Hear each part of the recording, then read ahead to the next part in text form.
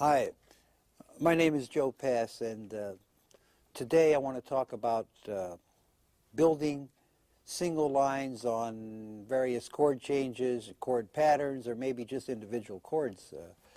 But before I start that, I'd like to, maybe you would like to tune up. So here's a note to tune up with. It's A.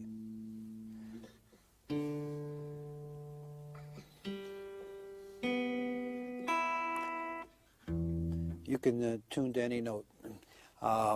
Usually I use a tuner to tune up with. I find that's the best way for me, or else I give my guitar to a friend and have them tune it. But and then there are other ways of tuning that is with harmonics, and then this way I really learned when I started.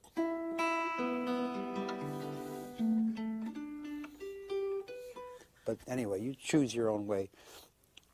Before we go into building these single lines, I'd like to give you a little idea of how I look at chord changes.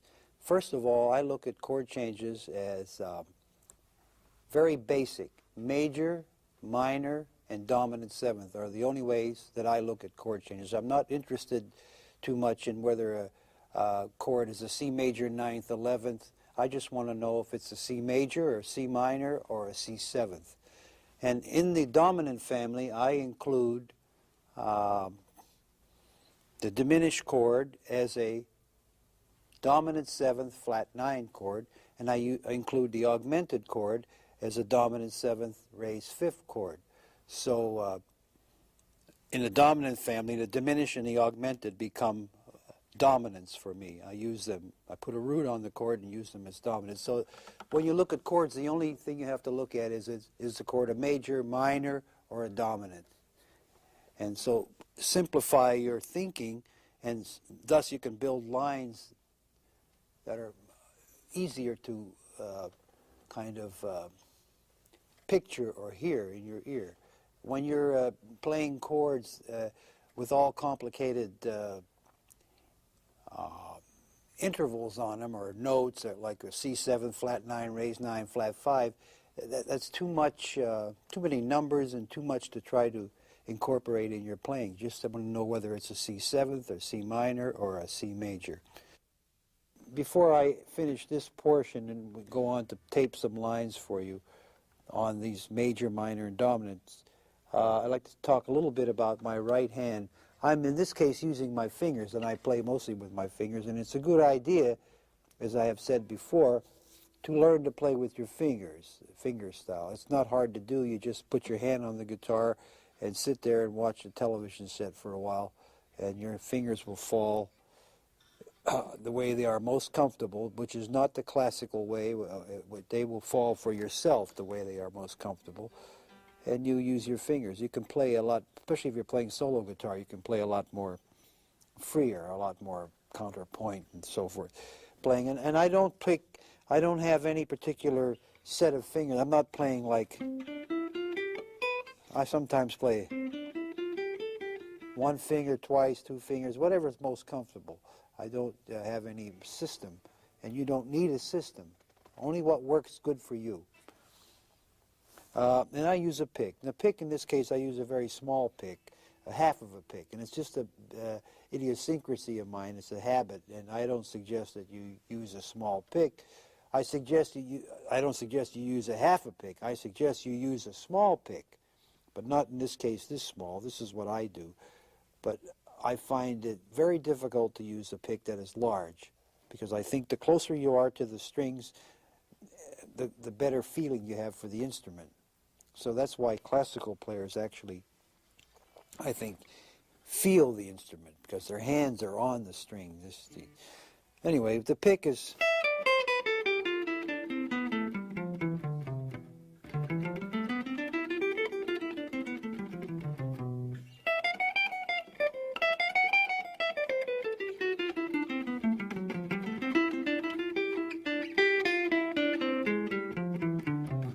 When I'm on a string, it's alternate. Down, up, down, up, down, up. When I change strings, it's down. Even though it should be alternate up and down, I don't do that, so I always pick down, even if I'm going back. If it's two down. Once in a while. Very seldom. So you find my playing has very little back picking. I think you get a lot of definition when you pick down.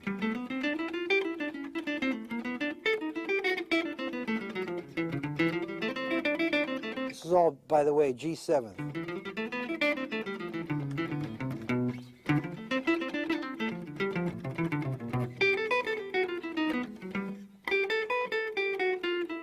This is G7th augmented. A lot of playing in this case, for me, I do a lot of pull-off, hammer, and slurs.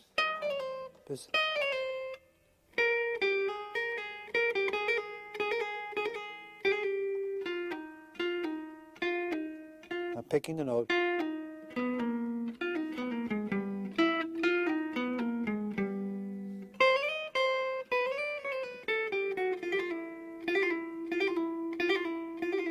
If you want to practice it, you should practice like this. You have to strengthen this finger. I think the weakest finger for most players is this finger here. This.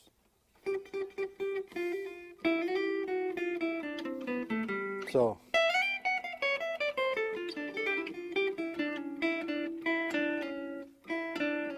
See, that's not picked. It's not.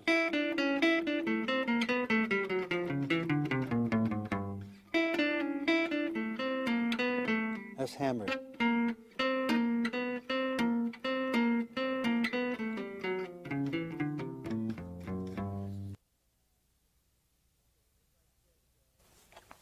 Okay, as I said, we would choose some chords, and I will play some lines on them. First, I'll start with just one basic change, and I'll keep everything in the key of C. And naturally, you know that if you play in another key, it's the very same principle, the very same idea. But key of C would be the easiest key to give examples in. So, for instance, if I have a C major chord, major 7th, but I call it C major. First of all, I use very little arpeggios, so you would hear very little of in my playing. Now, it's not that it's not done or it's not good, it's just that I don't do it. If I were to play a line in this, with these intervals in mind, C and B, I would play it this way.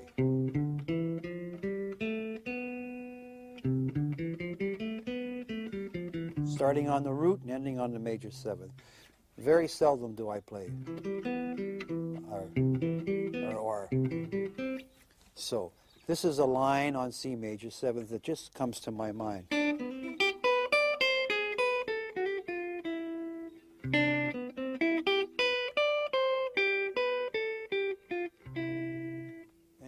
And this line comes from here.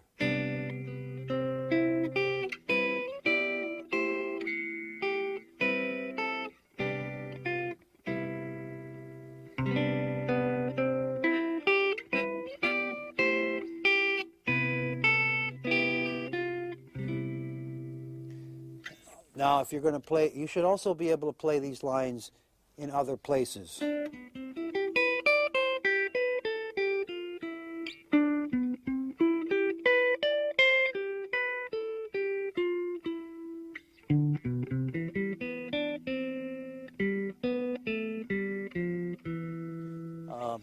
So now, once again, here's C major 7th, and here's another line.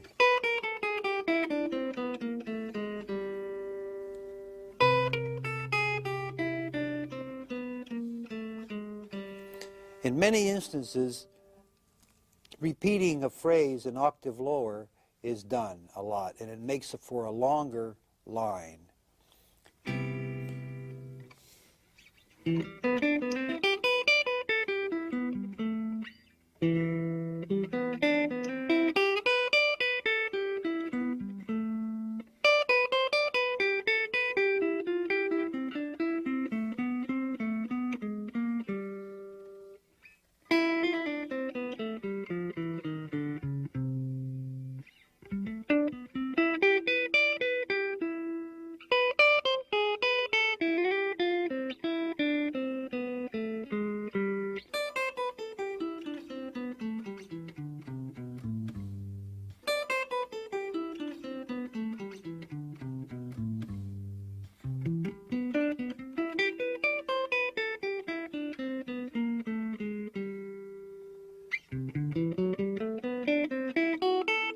That is in this case using the 11th, but it has to be pure.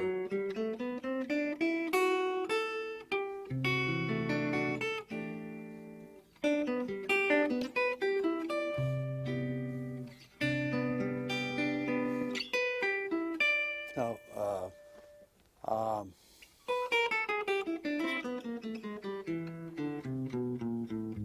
once again.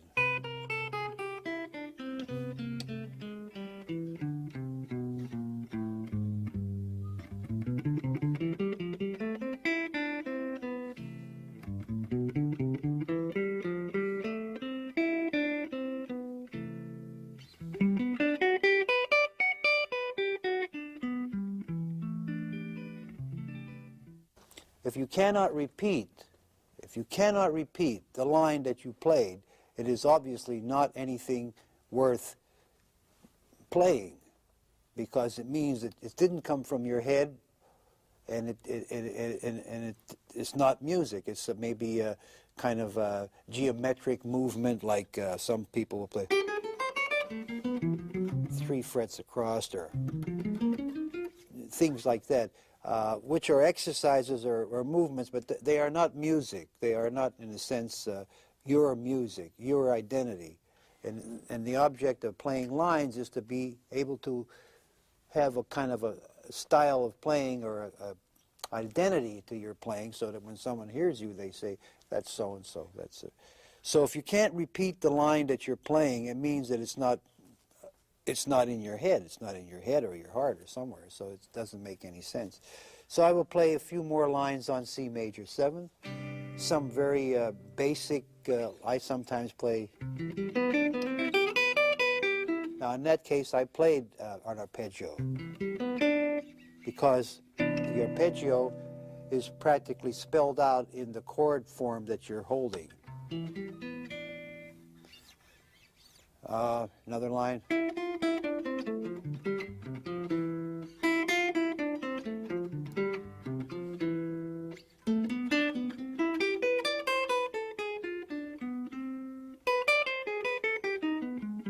Now in this case I am playing lines. When you have a 1 chord, which is now in this case a C major 7, when you have a 1 chord for a bar, you can always use the 5 chord as a movement.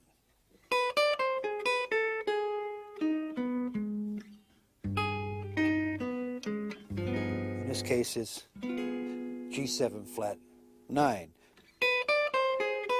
There it is.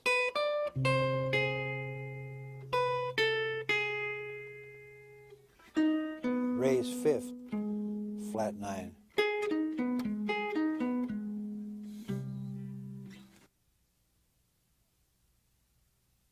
And I'm going to be assisted by my good friend Don Mock, who you won't be seeing because it's me. Go ahead.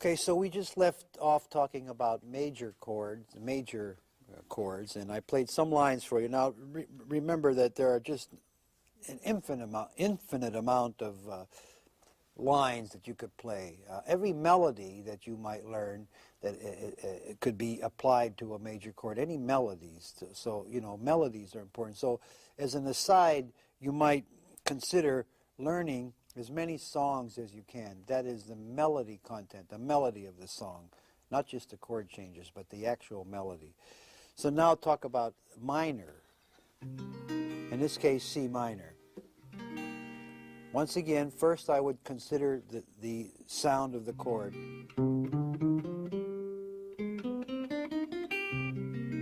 Here's maybe a line on C minor. In that case, it's an arpeggio.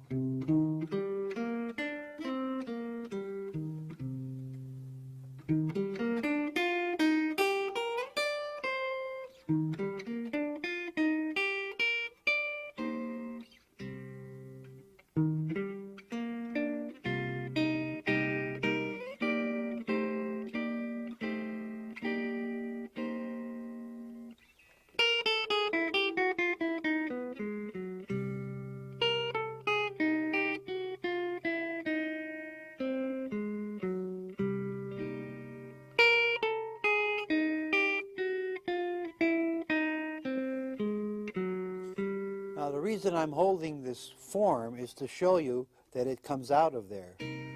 I would normally not play with this grip, with this C minor chord. I would play. but I'm showing you that so you can see that most of the playing comes from one of those bar forms, and all the notes you're looking for are right next to one another, and the fingering is not very difficult. So.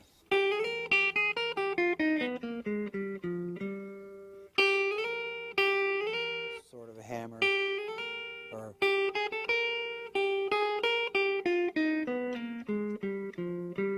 once again, I'm telling you that when you have a 1 chord, in this case C minor, you can always use the 5 chord as to build the line on.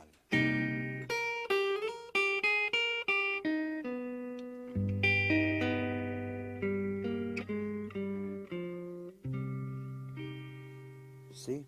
There's another line on C minor. Once again.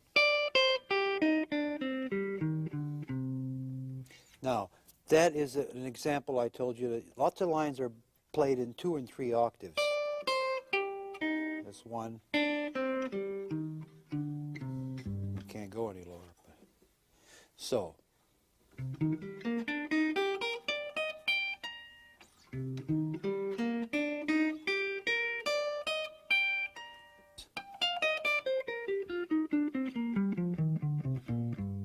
Once that is a 3 octave line.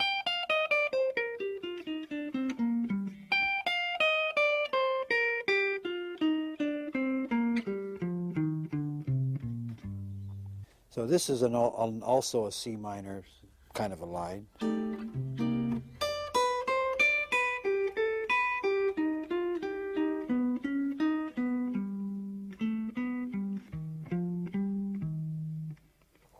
I'll try to play some minor lines just off the top of my head.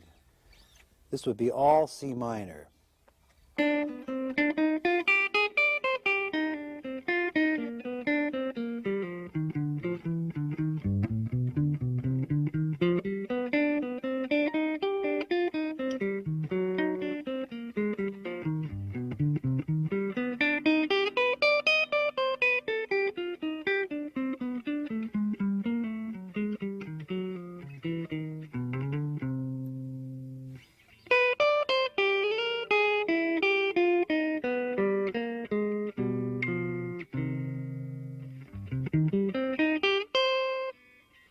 Straight arpeggio.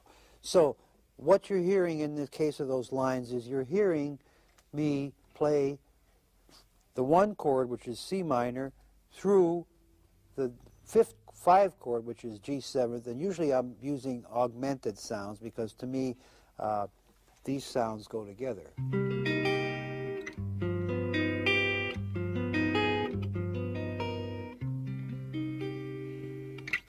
If you examine chords, you'll see, in this case, C minor 9th is a B-flat triad, which means, to me, that I could play B-flat triads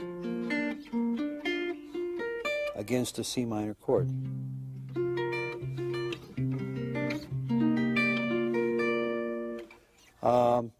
If you examine C minor 7th like this, it's an E-flat triad, which means that you could play certain lines on E-flat forms. Now, I'm talking, I know that modally you can do all these things and you understand them, but I'm talking about a lot about how the chord looks to you when you hold it, when you grip it, so you can see. A lot of playing is dictated a lot by forms that you play from. And in this case, the C minor here tells me that E-flat works, so that means that I could play this E-flat, this E-flat. So rather than have a lot of information that is theoretical, that works, but you're always thinking about what you're playing, it might be a good idea to observe a little bit what you're doing with your fingers and look at it like as if it were a puzzle that you were trying to figure out, where you could see that in this case a C minor has an E-flat triad, this has a B-flat triad, and various things like that, so that you can get a picture, because most of the notes you're looking for when you build lines are going to be inside those forms. inside those forms.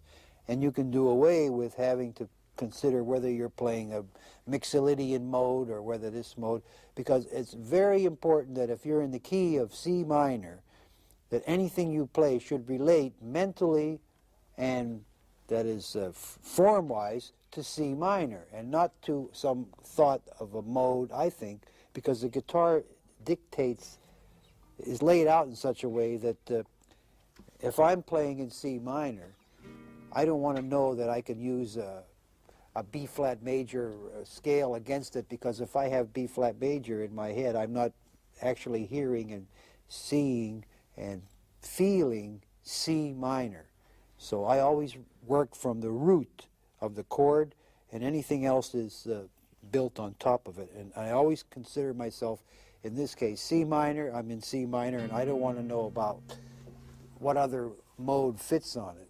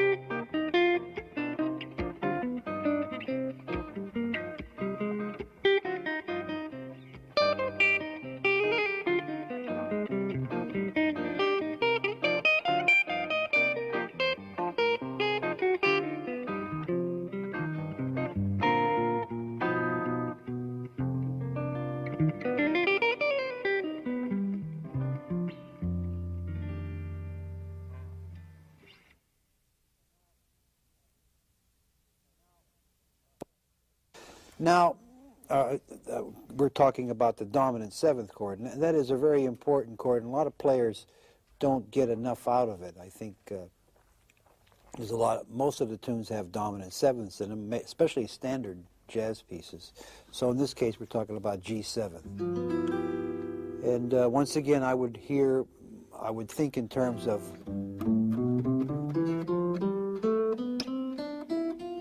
that is the complete sound of this chord. I don't look at that as a scale, though it is a scale, but to me it has this sound.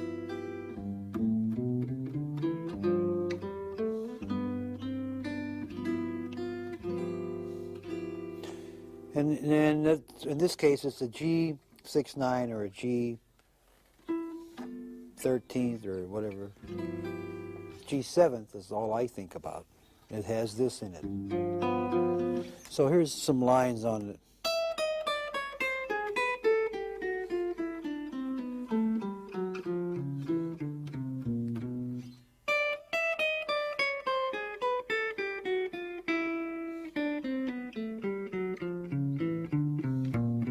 Something like that. Here's some more lines.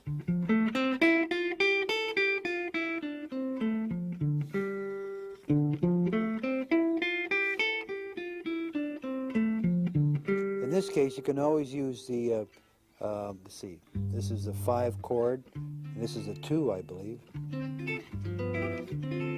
And by the way, when I see chord changes that have this kind of a movement, I completely disregard the D minor 7th. It doesn't enter my thinking or my, it's superfluous to go and then think of D minor 7th and play, and then play some kind of a G7th. Because if you play this, if you have this in mind, you have already included the sound that you need. The main sound between the minor 7th and the dominant 7th is this. That's it. So I would eliminate immediately if I saw chord changes that had, I would eliminate the minor 7 and go right for the dominant and play off the dominant, and you're free from trying to think in terms of 2 changes. You've broken it down to 1, and you'll have already included that minor 7th change. So here's some more lines on G7.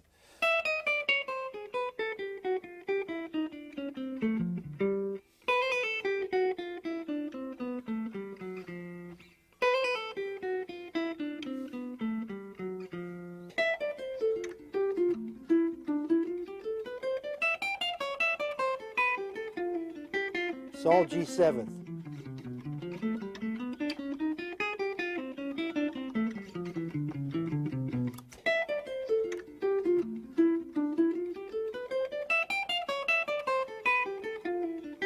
It's all G7th.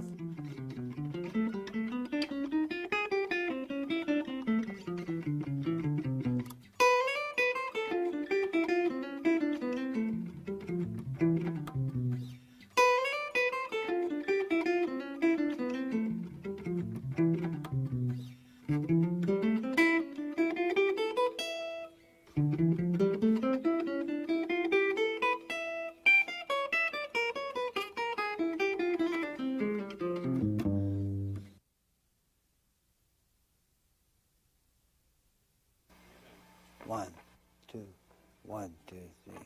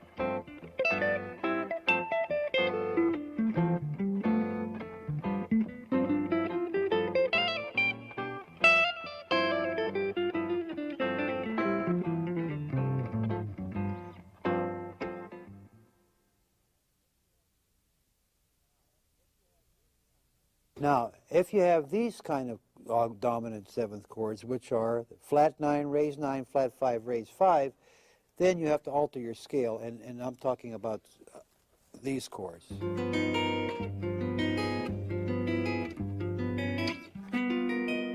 The only thing you can alter in a dominant 7th is the flat 9, raise 9, flat 5, raise 5. So you have this.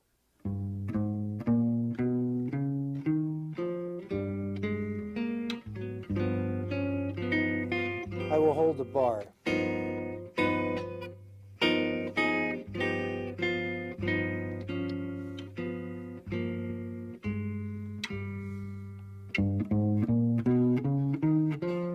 Flat 9, raise 9, regular 3rd, raise 5, flat 5, raise 5, 7th, root.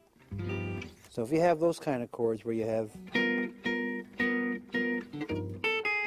the lines are different.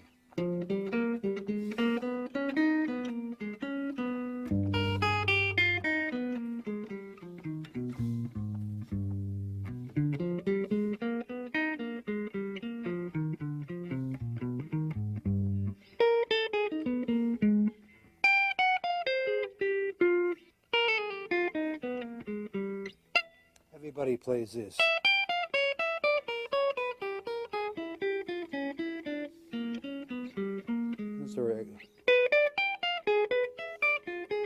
There are infinite amount of variations on that kind of a diminished. And like I said before, I include this chord, which is a diminished chord, with a root as a dominant seventh chord. So I can play all these lines on this kind of a dominant seventh chord, at a flat 9 chord. Diminish.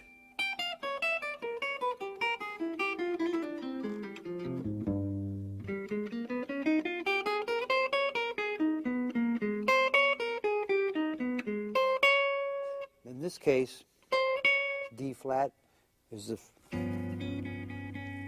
flat 5 of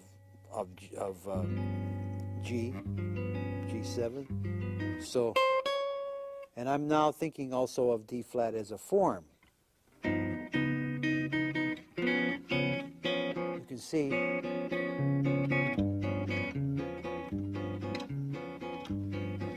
so in this case I'm thinking of this.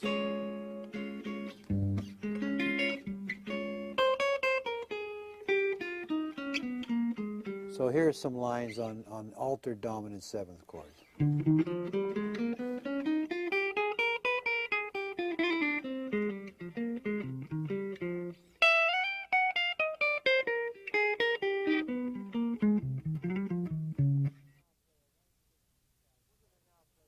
Okay.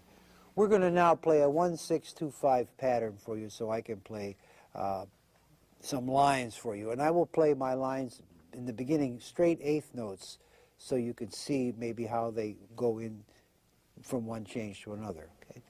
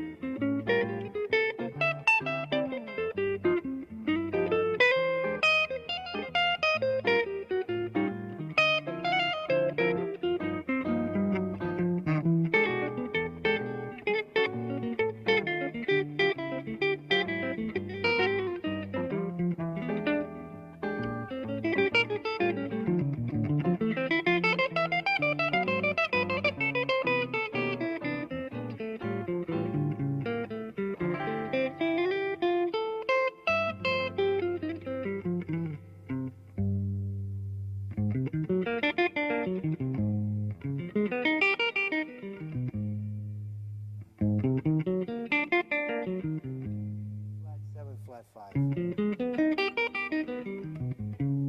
This is D7. This is D minor 7 flat 9. This is G7.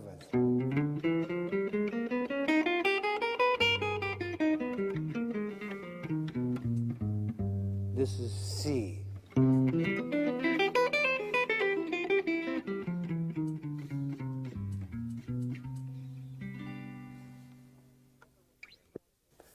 Remember, when you do 1, 6, 2, 5, you can make them dominants or minor sevenths or raised nines, flat nines. They don't have to be just 1, 6, 2, 5 pure chords. You have to build your lines around. It's a good idea to play in straight eighth notes to see if you can connect your lines from one chord to another.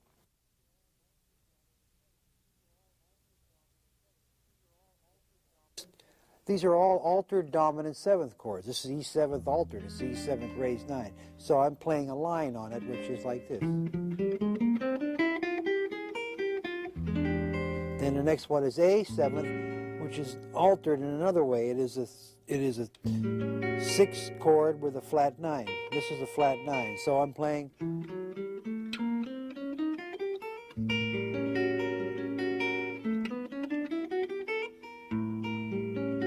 Next one is a D7th raised 9 flat 5, or raised 5, and I'm playing.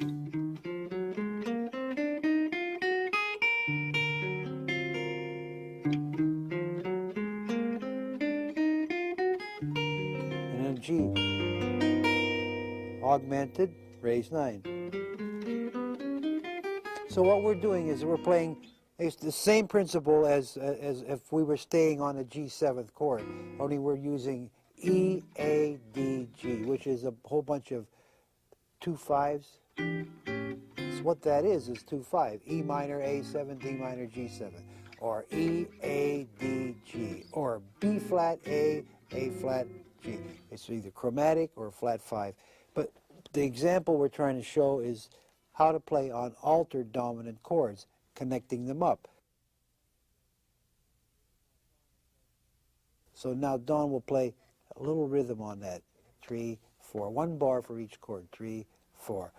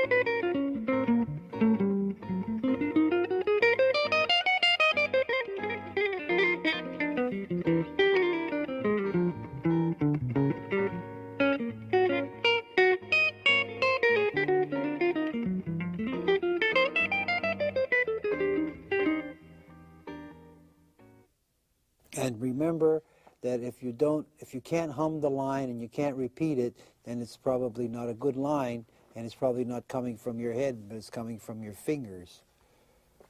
So I hope you have fun with this tape, because I'm going to eat now. I'm hungry.